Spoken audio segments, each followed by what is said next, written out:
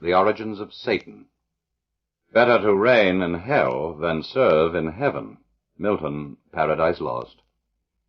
The name Satan comes from a Hebrew word meaning adversary. In the older books of the Old Testament, written before the Jews were carried away into exile in Babylon in the 6th century B.C., a Satan is merely an opponent. The angel of God stood in the way for an adversary, Satan, against Balaam. A Satan was not necessarily supernatural. The Philistines refused to accept David because they were afraid he would turn his coat in battle and become their Satan or adversary. In two later passages written after the exile, the Satan appears.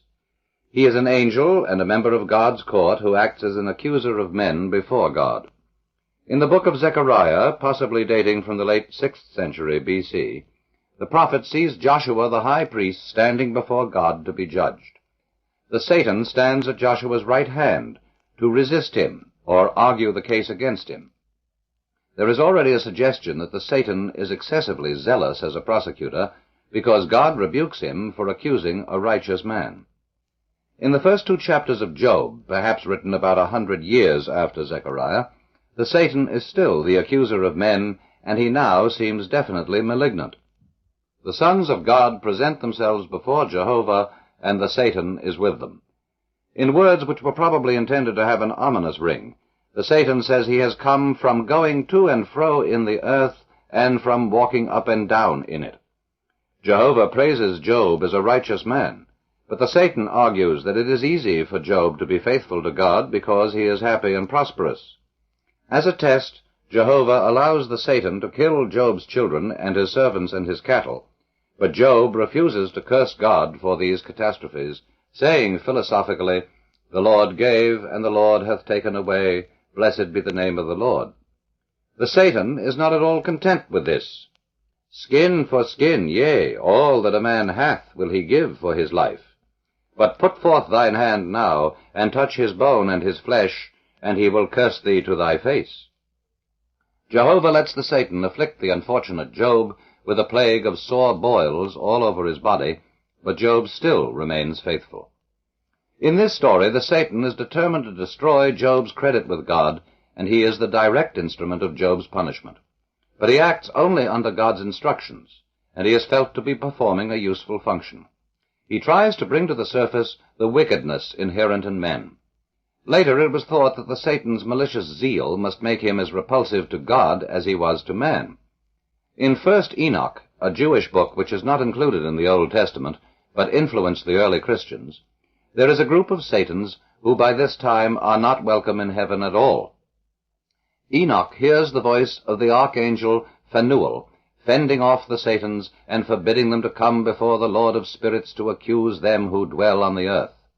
There are also angels of punishment, who seem to be identical with the Satans. They are seen preparing instruments of punishment for the kings and the mighty of this earth, that they may thereby be destroyed.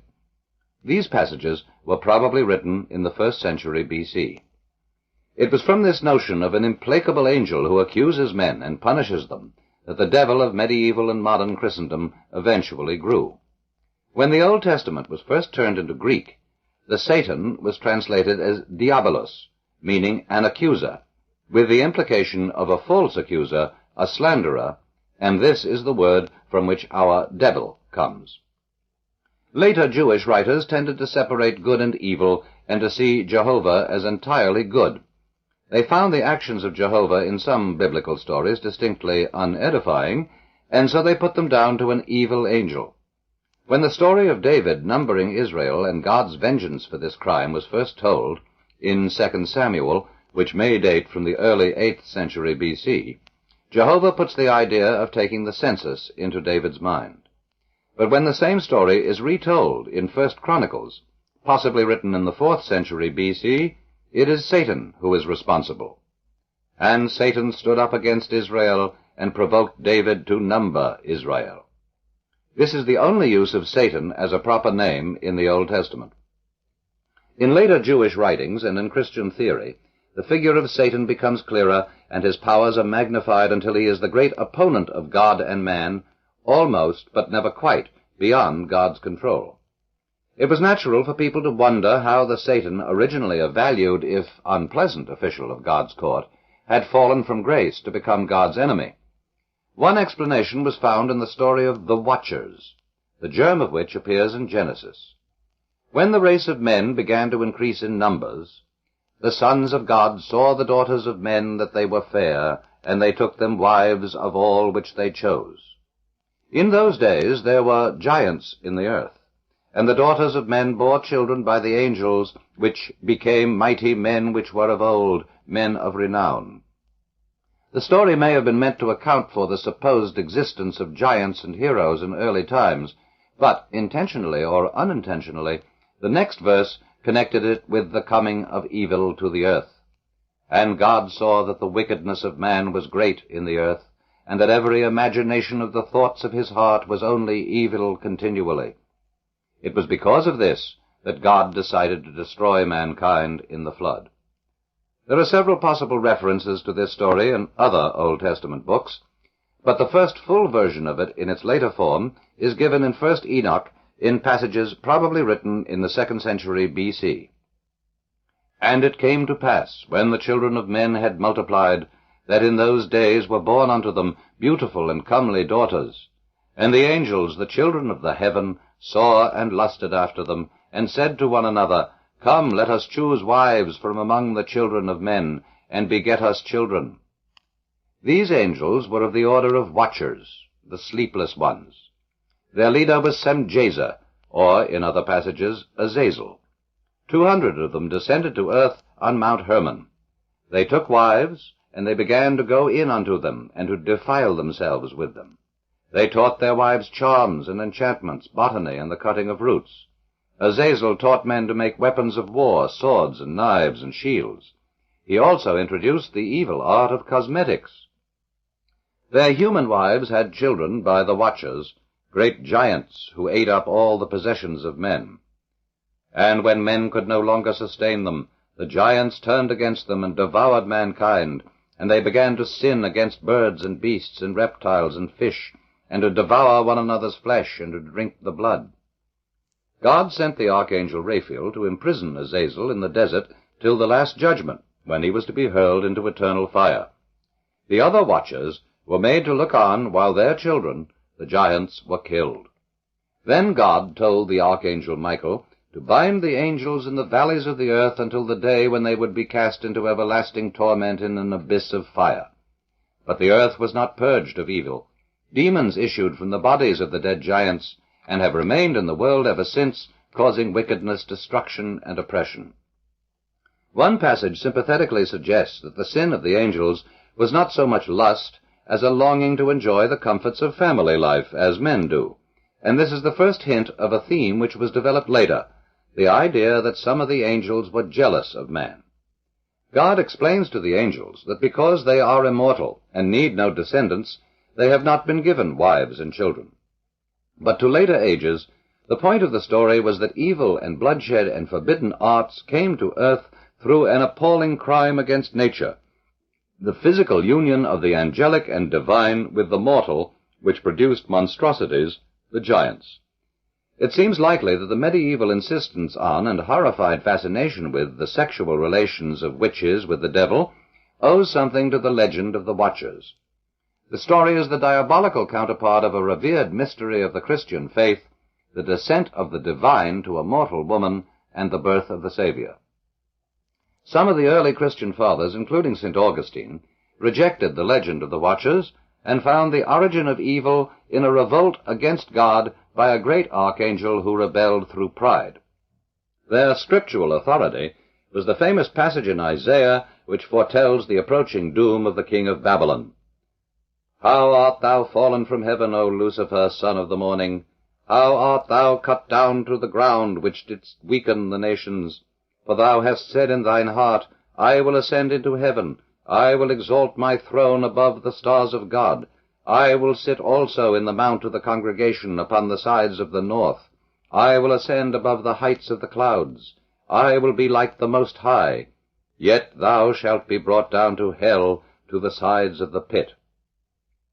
This was the foundation of the Christian doctrine of the devil's attempt to make himself the equal of God and his expulsion from heaven in punishment. As an explanation of the Satan's fall from grace, it had the advantage of fitting the tendency of later Jewish and Christian writers to exalt Satan's status to almost the position of an independent god. Lucifer, it was said, had been the archangel's name in heaven, and Satan was his name after his fall. This passage in Isaiah may refer to a legend of the beautiful morning star who walked in Eden, blazing in jewels and light, and in his insane pride attempted to rival God. Lucifer, son of the morning, is in Hebrew Hillel ben Shahar, day star, son of the dawn.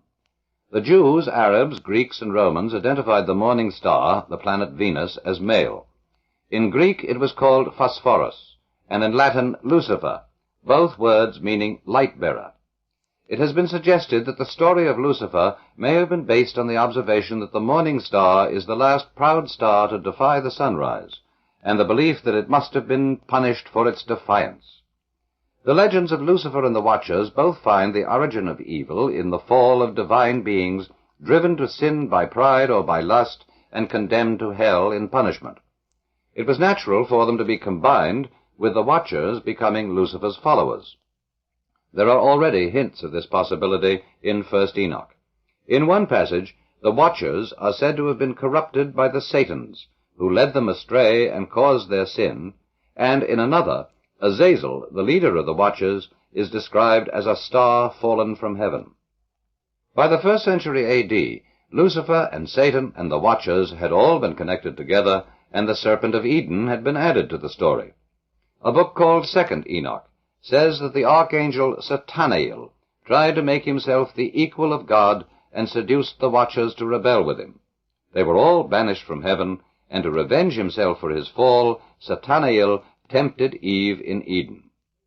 According to the Vita Adi et Ewi, Satan was expelled from his glory among the angels because he refused to worship Adam, which the angels were ordered to do by God.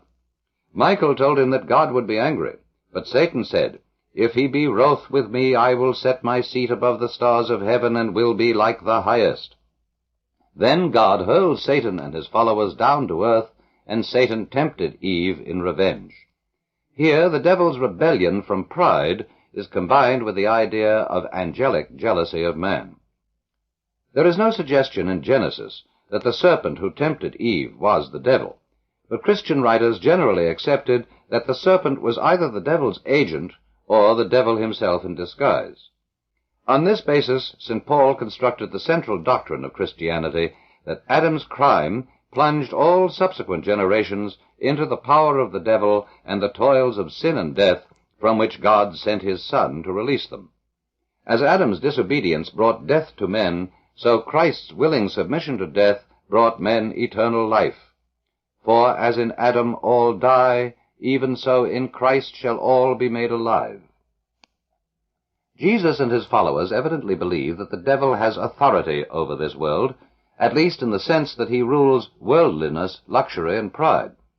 During the temptation in the wilderness, according to St. Matthew, the devil showed Jesus all the kingdoms of this world and the glory of them, and said, in words which go to the heart of Satanism, "All these things will I give thee, if thou wilt fall down and worship me." In St. Luke, the devil specifically says that power over all the kingdoms of this world has been granted to him, for that is delivered unto me, and to whomsoever I will I give it. Jesus called the devil the prince of this world, and St. Paul called him the god of this world. Embarrassing use was later made of these passages by Gnostics, who maintained that the devil rules this world because he created it, and that God is far away. Another strand in the later picture of the devil was his identification with Leviathan, a monstrous primeval dragon or serpent which had challenged Jehovah. Isaiah says that God will punish Leviathan the piercing serpent, even Leviathan that crooked serpent. The legend of Jehovah's victory over Leviathan may be connected with Babylonian and Canaanite myths. In Babylon, the god Marduk's defeat of the great dragon Tiamat, who tried to overthrow the gods, was celebrated each year. In the Canaanite myth of Baal, the god kills the sea dragon Lothan, or Leviathan. when thou smotest Leviathan the slippery servant, and madest an end of the wriggling serpent, the tyrant with 7 heads. Leviathan and the devil, who are both opponents of God, both prideful, and both to be punished, are linked together in Revelation. A great red dragon appears with 7 heads. The dragon's tail drew down 1/3 of the stars and cast them to the earth. Quote, "And there was war in heaven. Michael and his angels fought against the dragon, and the dragon fought, and his angels, and prevailed not. Neither was their place found any more in heaven. And the great dragon was cast out, that old serpent called the devil, and Satan, which deceiveth the whole world. He was cast out into the earth, and his angels were cast out with him." Unquote. A voice from heaven is heard rejoicing because, quote, "The accuser of our brethren is cast down, which accused them before our God day and night." Unquote. And the voice cries, "Woe to the inhabitants of the earth," quote, "for the devil is come down unto you, having great wrath, because he knoweth that he hath but a short time." Unquote. In this tremendous vision, most of the main threads of the later Christian conception of the devil are drawn together. The Satan who accused men before God, the war in heaven with the forces of God led by Michael, the expulsion of Lucifer from heaven, the fallen angels or stars who were his followers, the 7-headed dragon Leviathan, and the belief that the devil's vengeful fury has been let loose on earth. It is not clear whether the description of the devil as a deceiver was meant to refer to the serpent of Eden, but the generations of Christians who knew this passage probably identified that old serpent as the subtle tempter of paradise. It was the Christians who gave the devil almost the position of a god. Convinced of the stainless goodness of God, they sensed and feared the presence of a great supernatural enemy, the quintessence of all evil. That the devil sinned through pride became and remains the orthodox Catholic belief. In the Middle Ages and the early modern world, the devil was a familiar reality. He figured in popular tales, stage plays, mumming dances. He was preached from pulpits. He leered or frowned from the walls and windows of churches. He and his legions were everywhere, subtle, knowing, malicious, and formidable. Evil has its own perverse allure, and the greater the powers with which the devil is credited, the more his attraction is increased.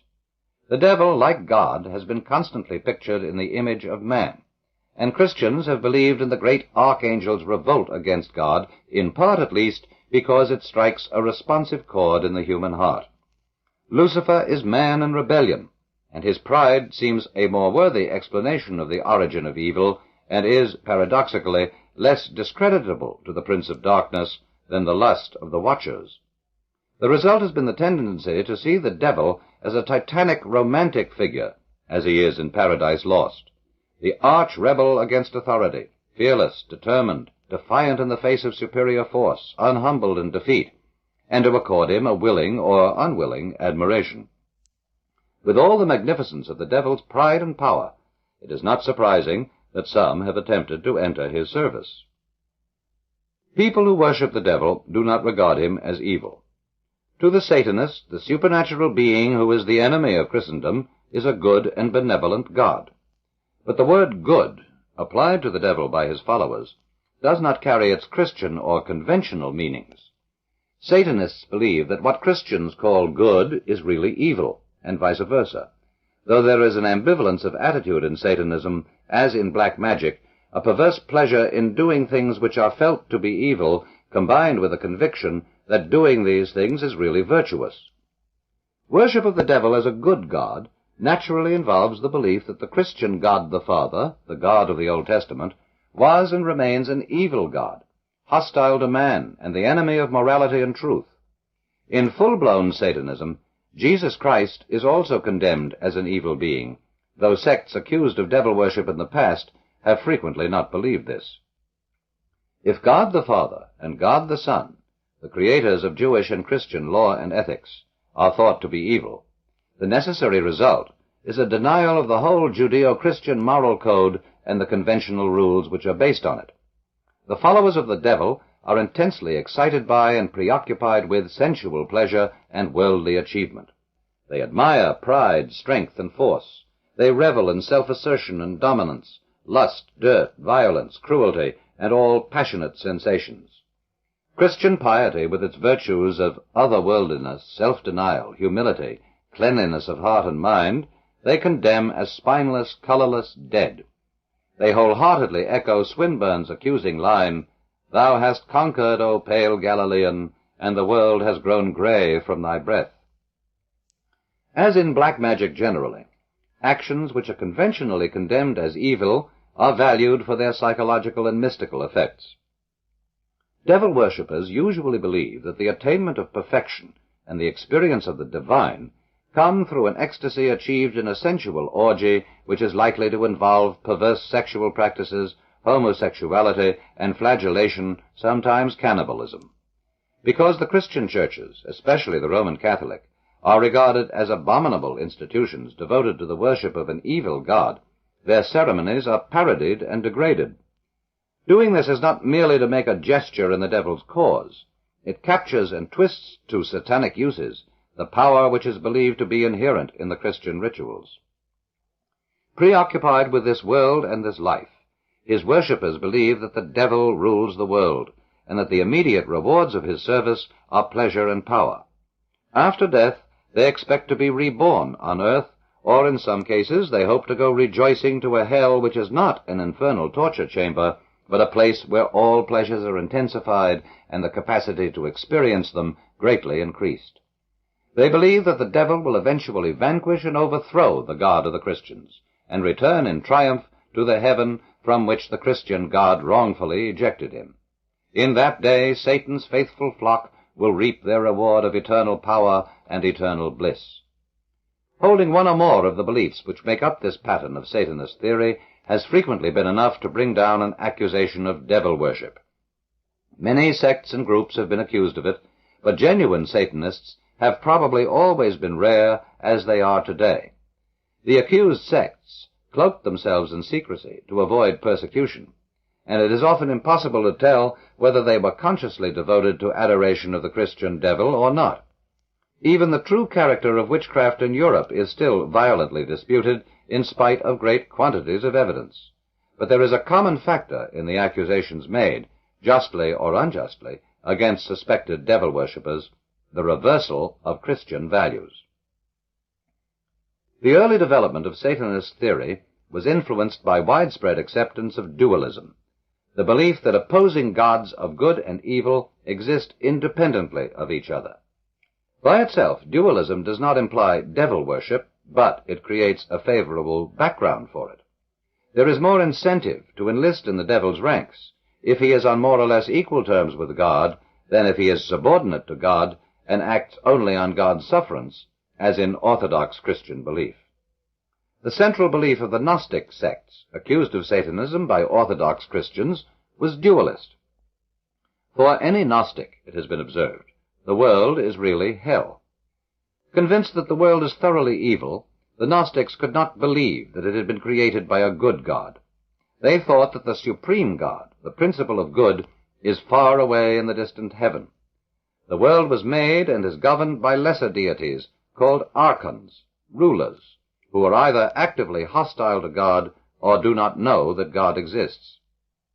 For some Gnostics, the archons were the gods of the planets, the guardians who barred the way to the human soul when it tried to ascend through the spheres after death. The chief of the archons was frequently identified with the God of the Old Testament, who was in Gnostic eyes an evil, savage, vindictive, and treacherous deity. According to their Christian opponents, Simon Magus and another Gnostic teacher, Menander, both believed that the world was made by archangels who were in rebellion against the supreme God. Saturninus, who taught at Antioch in the early 2nd century, said that the world was made by 7 rebellious angels led by the God of the Jews, who inspired Moses and the Old Testament prophets to lead mankind astray. Christian eyebrows were inevitably raised at this insistence on the wickedness of God the Father, and the belief that the world is ruled by rebel angels. But the Gnostics did not stop there. They believed that man was created by the archons, and is fundamentally evil, though he does contain the divine spark. Some said that the man the archons fashioned could not stand up and wriggled about on the ground like a large helpless worm. The supreme God took pity on him and sent down the divine spark which gave the poor creature human life and an erect posture. Theories of this kind struck at the roots of Christianity. For if man was evil from the beginning, and did not fall from grace in Eden, Christ could not have come to atone by death for man's fall. Pursuing this train of thought enthusiastically, some Gnostics identified Jehovah as the devil. Others said that the devil was a good angel, an opponent of Jehovah and the archons. They reversed all the Old Testament values, condemning the patriarchs and prophets, and praising Jehovah's opponents. In Gnostic theory, the serpent of Eden was a savior, sent by the supreme God to teach Adam and Eve the knowledge of good and evil, so that they could see the evil nature of the world Jehovah had created. Some Gnostics admired Cain, and pointed out that his peaceable offering of crops was rejected, while Abel's blood sacrifice was accepted, because the evil lord of this world delights in blood. Other Gnostics referenced the Sodomites, Korah, Dathan, and Abiram, Pharaoh and the Egyptians, and all those condemned in the Bible for worshipping other gods and failing to walk in the ways of Jehovah. Some went so far as to condemn Jesus as the son of the evil Jehovah and glorify Judas Iscariot for ridding the world of this incubus. The majority believed that Jesus was a divine Savior who came to free men from the God of the Jews. But even so, their views were so unorthodox as to smell strongly of sulphur and brimstone. According to St. Irenaeus, in his book Against Heresies, written in the late 2nd century, Saturninus taught that Jesus was not really crucified. Simon of Cyrene was executed in his place, while Jesus stood by invisibly and watched, laughing. It followed that anyone who professed the crucified had been fooled by the archons and remained a slave to them, while whoever denied him knew the true disposition of things and was free of the archons. To these drastic reversals of Christian beliefs, some Gnostics added a corresponding reversal of Jewish and Christian moral standards.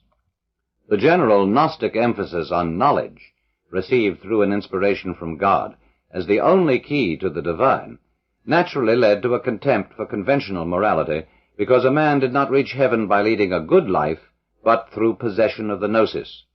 Some Gnostics led lives of severe austerity to free themselves from the tangles of the wicked world. They particularly detested the procreation of children, for it added to the stock of human lives enslaved to the archons. But others took the opposite course. The followers of Valentinus, Irenaeus says, believed that a man who had received the gnosis had become spiritual substance, a god in effect, and could not be corrupted by anything he might do. Secure in Godhead, they seduced their female disciples and indulged all the lusts of the flesh with the utmost greediness. Similarly, the followers of Simon Magus led profligate lives and practiced magic. The Gnostics could argue that there was a positive virtue in evil living. For them the world was thoroughly evil, and its accepted moral codes had been invented by the archons to keep men in subjection. The evil Jehovah had delivered the law and commandments to Moses and inspired the harangues of the prophets. The way to escape from slavery, to frustrate the scheme of the archons and attain salvation, was to break all the conventional rules. Some Gnostics apparently carried this idea to a point which does not fit with their dualistic tendencies, but which is close to the heart of magical theory.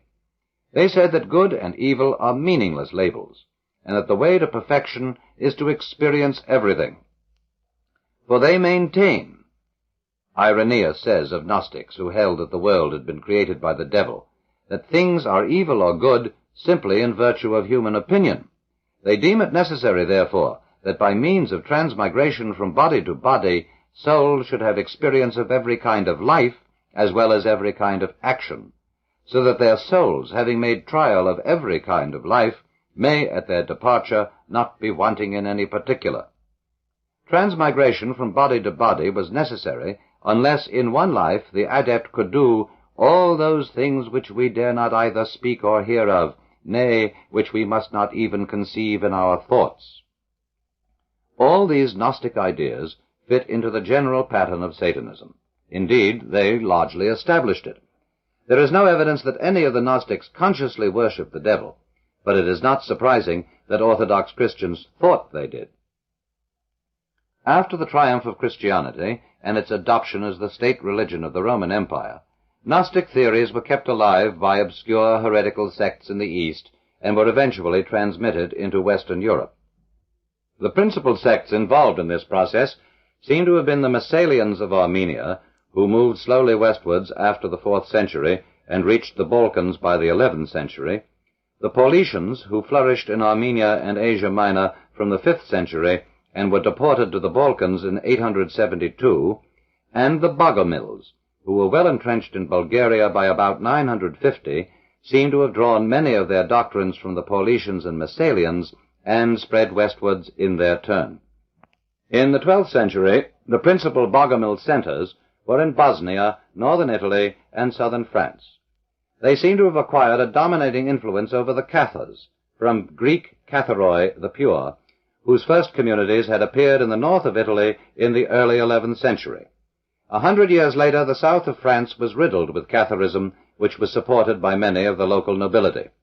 The first Cathar bishop in northern France established himself there about 1150, and the movement penetrated into Flanders and western Germany. In 1167, a Bogomil bishop traveled through northern Italy and southern France, visiting the Cathar faithful and setting up new bishoprics.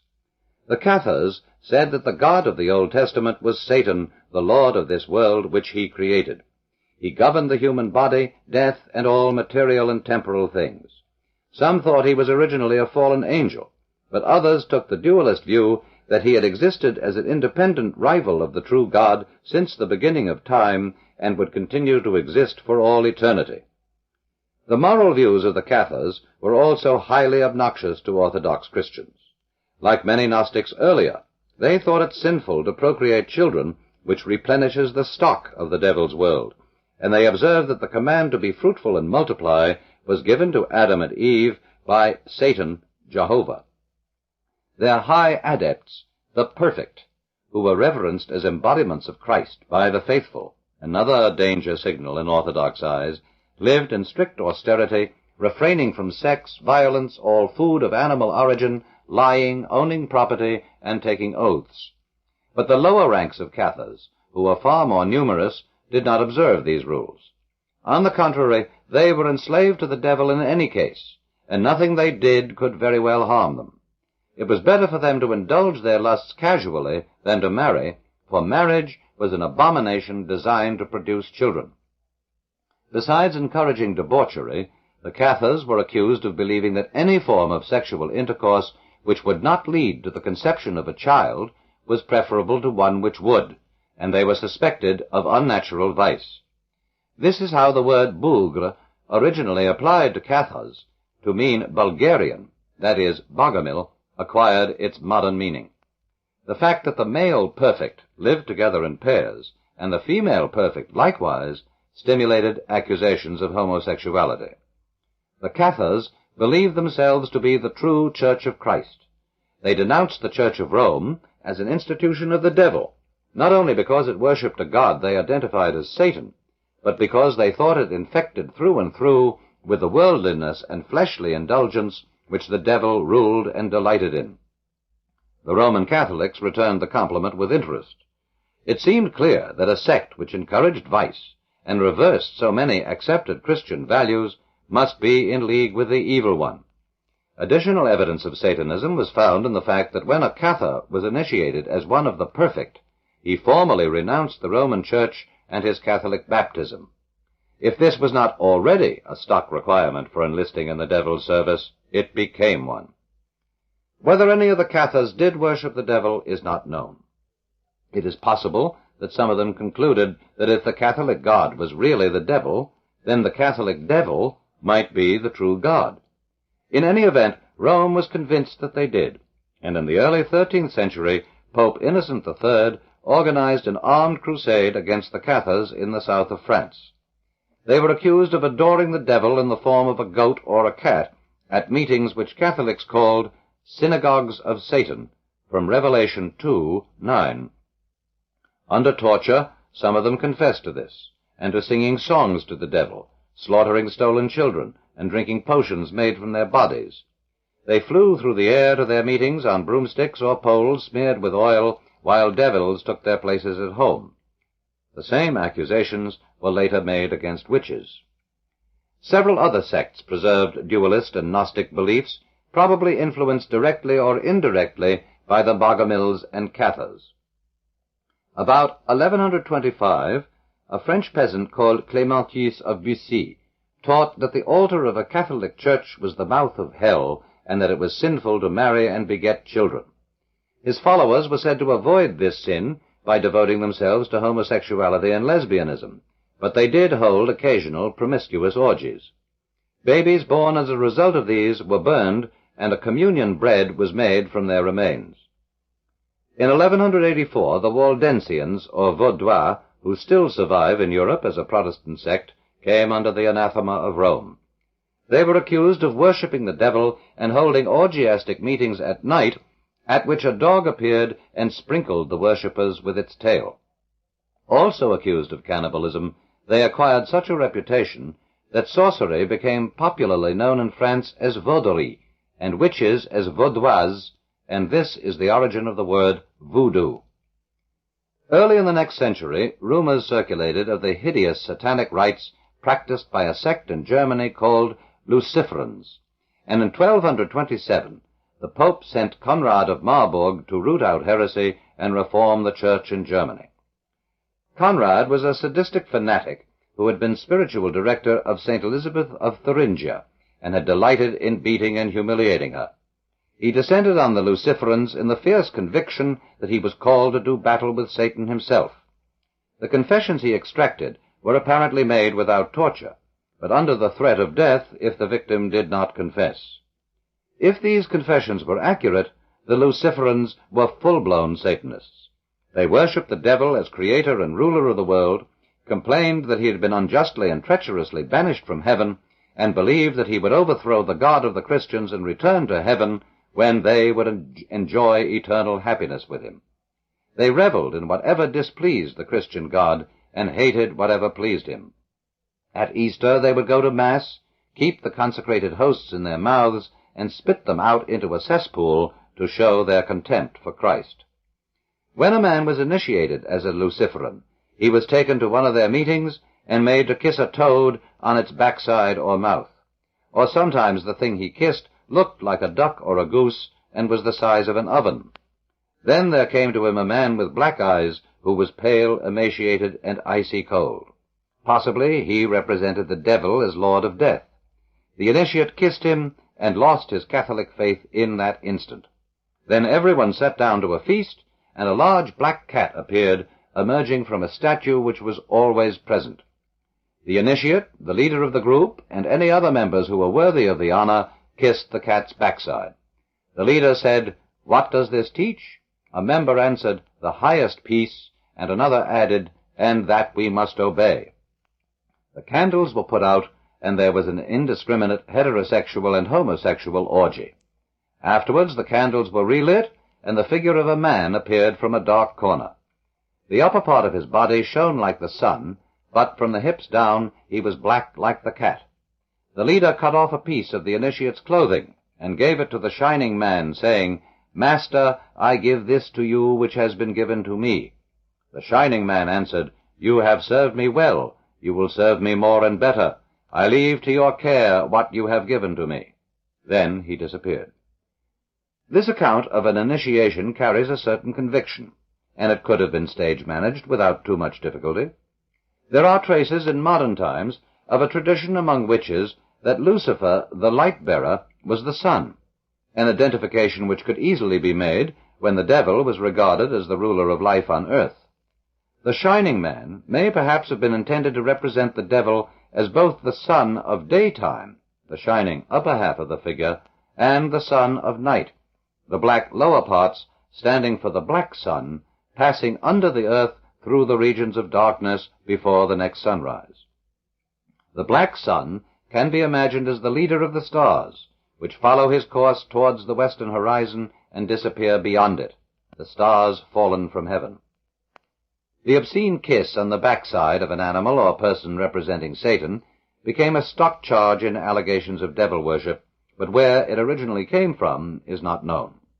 It was evidently a symbol of utter submission, and perhaps also of the reversal of conventional values. Conrad of Marburg was assassinated in 1233, but the hunt for Satanists continued. About 1286, Pope Honorius IV ordered the persecution of a group of German heretics who preached that men and women ought to refrain from wearing clothes and working with their hands. This would restore them to the state of innocent perfection enjoyed by Adam and Eve in Eden. The belief was considered dangerous because its adherents frequently condemned marriage and it encouraged vice. It has bobbed up now and again in Europe and the United States, and is perhaps the origin of the notion that nudism is physically and psychologically healthy. In 1925, Adamites were discovered near Oroville, California. Anna Rhodes, the priestess of the cult, believed that she and her husband were Eve and Adam, and their home, the Garden of Eden, recreated. The sect held naked orgies in the Rhodes farmyard, dancing round a bonfire and sacrificing animals. On at least one occasion, a lamb was burned alive, though whether this was a deliberate blasphemy, the lamb being a symbol of Christ, is not clear. In 1307, French and English members of the Order of Knights Templar were tried on charges of worshipping the devil in the form of a cat, worshipping an idol and wearing girdles which had touched the idol's head, renouncing Christ, the Virgin, and the saints, stamping, spitting, or urinating on crucifixes, homosexual vice, and ritual homosexuality on admission to the order. The candidate kissed his leader, and kisses were exchanged on the navel, the anus, the base of the spine, or the phallus. It was also said that they did not believe in the Eucharist, and that the order's priests omitted the hoc est corpus meum, this is my body, from the canon of Mass. Large numbers of Templars confessed to some of the charges, especially to those of renouncing Christ, insulting the cross, obscene kissing, and homosexual vice. Some confessed under torture, some without torture, but probably in fear of it. Most of them afterwards denied that their confessions were true. The Grand Master of the order and the Preceptor of Normandy repudiated their confessions before being burned alive in Paris in 1314. The idol which the Templars were accused of worshipping was said to be a human head with curly black hair. It was named Baphomet, possibly a corruption of Mahomet. Some said it was the head of the first Grand Master who made us and has not left us. Covered with gold and jewels, it was pale and frightening to look at. The girdles which had touched the head were peculiarly sinister because they suggested a link with the Cathars. The Cathar Perfect originally wore black robes with a cord as a girdle. To escape notice during the persecution, they took to wearing ordinary clothes with a cord concealed beneath them. It was this connection which sent a chill down people's spines at the mention of the little cord of the Templars. In 1388, the Inquisition tortured a man who revealed the activities of a group of Waldensians near Turin. They worshipped the great dragon of Revelation, the creator of the world, who on earth is more powerful than God. They said that Christ was a mere mortal, son of Joseph, and not son of God. They held religious services followed by orgies, and on initiation the candidate had to drink a potion made of toad's excrement, which was so powerful that he could never afterwards leave the sect. In 1453, a sect of Brethren of the Cross was discovered in Thuringia. They practiced flagellation and believed that Satan would regain his lost power and place and would expel Christ from heaven. They celebrated orgies in secret by night. Early in the following century, it was said that Bohemia was infested with thousands of Luciferans. In Italy, Pope Julius II ordered an inquisitor to proceed against a certain sect which renounced the Christian faith, trampled on and dishonored crosses, abused the sacraments, especially the Eucharist, and took the devil as their Lord and Master, offering him obedience and reverence. By the 16th century, the searchlights of persecution were being turned away from the Luciferans and similar heretical sects to be trained on the witches. Many of the sects had been accused of holding secret meetings at night and worshipping the devil, usually in the form of a man, cat, or goat. Some were specifically charged with believing that the devil rules this world and will eventually overthrow God. Even when these accusations were lacking, Other heretical practices were classed as Satanist because they reversed Christian values: renunciation of Christianity and hostility to the church, condemnation of marriage and procreation, slaughtering of children and cannibalism, orgiastic sexual practices and homosexuality. Most of this pattern of Satanism reappears in the witch trials.